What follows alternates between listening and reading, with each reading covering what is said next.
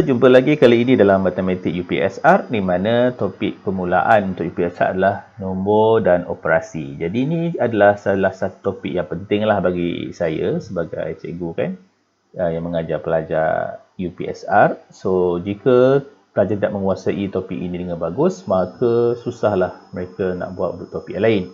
Kerana ini topik asas yang perlu mereka tahulah, ada tambah, tolak, darab dan sebagainya, dan juga nombor-nombor bercampur. So, oleh itu jom kita saksikan sedikit macam manakah secara ringkasnya topik ini. Konsep topik ini penting untuk para pelajar. Okay. Alright. So, ini adalah namanya nombor perdana. Okay, nombor perdana yang saya buat daripada nombor 1 hingga 100. Ini yang biasa keluar kat UPSR lah kan. So, nombor yang antara 1 sampai 100 je. Okay.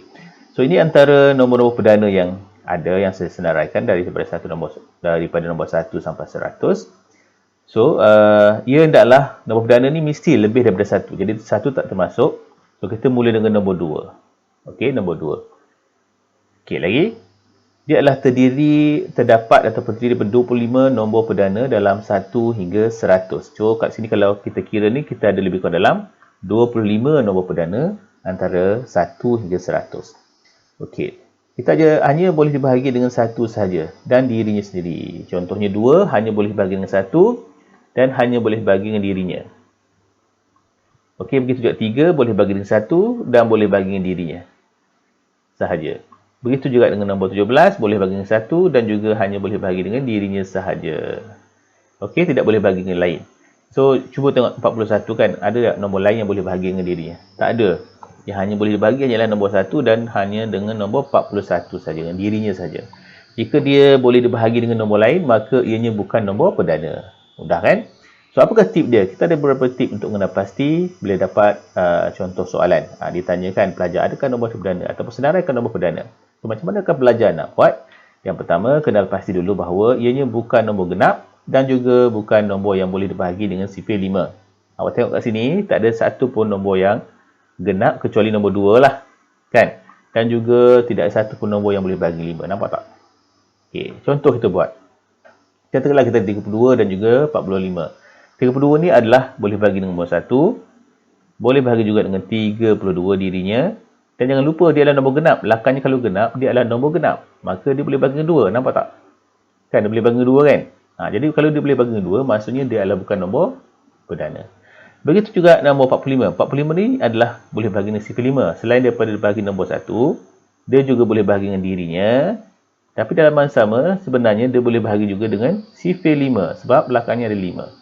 Jadi kalau macam ni, awal-awal dah boleh reject. So yang tinggal sebenarnya adalah nombor ganjil yang kita kena buat keputusan lah sama ada nombor genap atau tak. Jadi kita dah mengurangkan risiko kesalahan untuk memilih nombor perdana dengan adanya tip ini. Okey, tip ini. Alright, so kita teruskan lagi. Apakah benda yang penting lagi yang perlu kita tahu dalam nombor dan operasi ini? Okey, seterusnya adalah kita ada nilai tempat, nilai tempat dan nilai digit. So, pelajar selalu keliru sebab kedua-dua ni ada nilai. Cuma bezanya adalah satu tempat, satu lagi digit.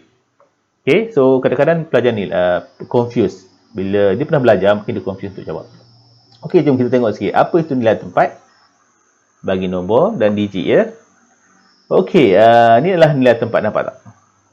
Okey, nilai tempatnya ratus. Kita mula 10, ratus, ribu dan sebagainya. Jom kita contoh bagi satu contoh soal. Contoh soalan 5320741. 5 juta 300,000 320,741. Okey. So, tengok. Apakah nilai digit dia? Okey, nilai digit dia. Ni namanya nilai digit dia. Okey. Okey, macam tu nilai digit dia. Okey, kalau dia minta cerakinkan seperti yang nombor 2 ni kan, dia minta cerakinkan nilai tempat. Nilai tempat. Ada dua, cerakinkan dua. Satu tempat, satu adalah digit. Kalau dia minta cerakinkan, maka jawapan kita adalah berbentuk seperti ini. Ini menunjukkan bahawa dia adalah tempat 5,300,000. Boleh? Okey, kalau dia minta cerakinkan dalam bentuk digit seperti ini. Okey, nampak ya? Sehinggalah habis. So, tengok bergantung kepada soalan dia. So, be careful ya guys. So, ini antara contoh yang kita boleh buat lah. Okey, kita ada tip untuk bundarkan. Okey, tip untuk bundarkan. Tip yang pertama adalah gariskan digit pada nilai tempat yang dinyatakan. Contoh kat sini kita buat nombor bulat. Kan? So disuruh bundarkan kepada 10,000 untuk nombor bulat punya example, contoh. So dia kata 10,000. Manakah 10,000 yang bergaris? Kita gariskan dia. Nampak tak? Kita gariskan 10,000. Ada 10,000. 10,000 kita dah kat bawah ni. Nampak tak? Okey, lepas kita gariskan, lihat di sebelah kanan. Kita lihat nombor 6 ni. Okey, jika ianya terdiri pada 1, 2 sampai ke 4, maka kita jadikan dalam belakang ni sebagai sifar je. Tetapi kalau belakangnya adalah maksudnya belah kanan tu ni nombor 6 ni, jika nombor 6 tu adalah di kalangan ini, maka kita akan tambah 1 pada hadapan 6 tu. Atas nombor 5 tu lah, atas yang bergaris tersebut.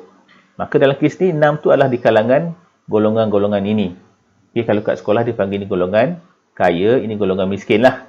Kan? Macam tu. Tak kisahlah nak pakai apa pun. Jadi oleh kerana dia terdapat dalam golongan ini 5 sampai ke 9, maka kita tambah 1 pada garis yang bergaris. Pada nombor digit yang bergaris. Okey. So jawapannya adalah selepas tambah 1 tu jadi 6 kan? Jadi 6. Yang belakang ni yang belah kanan tu kita just buat sifar sahaja. Okey. Okey, kita tengok contoh untuk perpuluhan. So gunakan per 100. Ingat, ni adalah SAR, ini adalah per 10, per 100, per 1000. Jadi kita gariskan pada nombor 8 sebab dia nak per 100. Ingat, kita mulakan dengan SAR. Pelajar selalu keliru yang ni. So kita tengok belakangnya, belakang nombor 3. Nombor 3 tidak ada apa-apa sebab dia adalah di kalangan antara 0 hingga 4. Jadi kita tak perlu tambah apa-apa lah. Just jadikan dia sifar je belakang tu. Kita jadikan dia sifar. Okay, oleh kerana dia adalah titik perpuluhan, jadi sifar belakang tu tidak ada nilai. So kita boleh abaikan. Okey, lagi kita akan buat apa tu? Wang kepada ringgit. Okey, wang kepada ringgit. So ni katakan kadang-kadang dia nak dalam bentuk, ni adalah duit dalam bentuk yang ada sen kan. So dia suruh bundarkan dalam bentuk ringgit saja, sen dia tak nak. So apa yang perlu kita buat? Just kita tengok yang belakangnya lah. Ini belakang ringgit dia. Ni sen dah tak nak.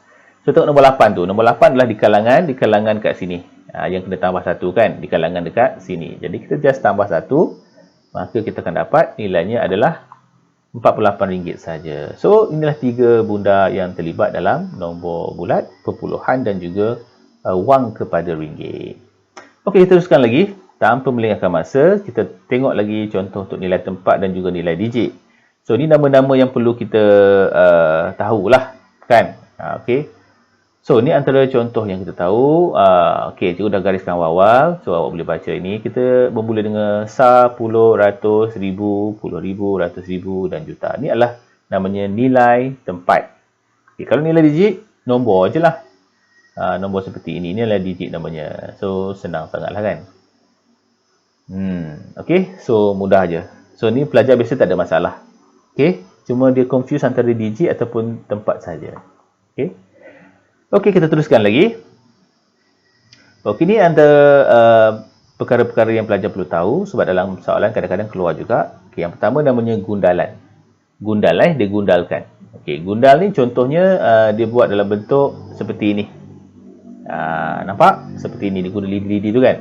So, kalau kita nak buat, tengok. Kadang-kadang dikira sampai macam ni. 1, 2, 3, 4. Bila cukup 4, dia akan stop lah. Tapi kalau cukup 5, dia akan slash.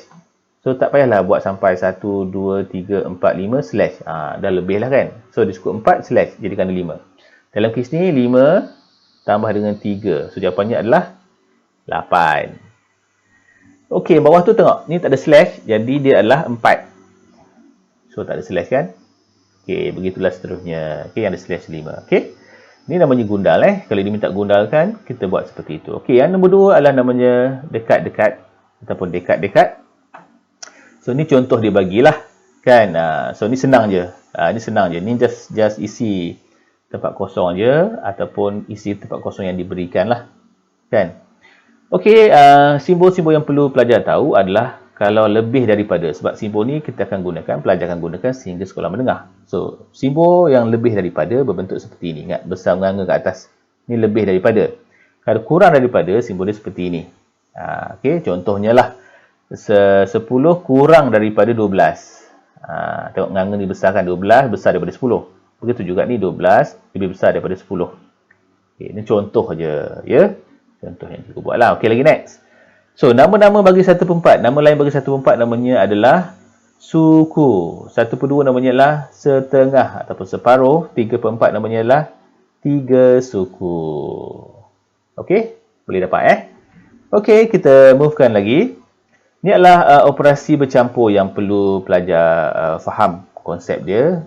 Boleh dapat nombor bercampur. Nombor bercampur ni contohnya apa? Contohnya macam kita ada tambah, kita ada darab, kita ada bracket. So, apa yang pelajar perlu buat? Pelajar perlukan selesaikan mana satu. Jadi, yang ini adalah petua-petua daripada cikgu-cikgu yang dulu-dulu lah. Cikgu cuma pinjam, jangan masukkan dia. Cikgu pun tak tahu. Saya sendiri pun tak tahu siapa yang mencipta tip ini. Tapi yang pastinya pelajar dah ramai menggunakannya. Yang guru-guru lain banyak gunakannya kan. Jadi saya pinjam lah. Pinjam pun tak tahu daripada siapa. Yang kita tahu bahawa dia dah diguna pakai dekat sekolah dan sebagainya. Jadi untuk nombor bercampur ni adalah namanya Kubadatato. Okey, apa tu ku? Ku itu adalah merujuk kepada bracket. So kalau dapat nombor operasi, kita aku selesaikan bracket dahulu. Okey, nombor 2, kalau ba tu ba lah bahagi. So lepas bracket, kalau tak ada bracket, tengok bahagi. Okey, lepas bahagi baru kita darab. Kenapa bahagi baru darab? Sebab bahagi, bila kita bahagi, nombor tu lebih kecil. Senang untuk didarabkan. Kalau nak darab dulu bahagi, boleh juga. Ya, tapi ini untuk mudahkan pelajar. Ta adalah baru tambah dan to baru tolak. Okey, ini adalah bahasa Melayu lah. Kalau bahasa Inggeris namanya adalah BODMAS. BODMAS ni adalah bracket, divisions, multiple, ni adalah addition dan juga inilah subtract. Okey, so diharap topik ini ataupun video ini dapatlah membantu para pelajar dan juga ibu bapa mungkin untuk menonton dan mengajar pelajar anak-anak awak, anak-anak anda. Semoga mendapat manfaat. So, jumpa lagi. Okey, bye.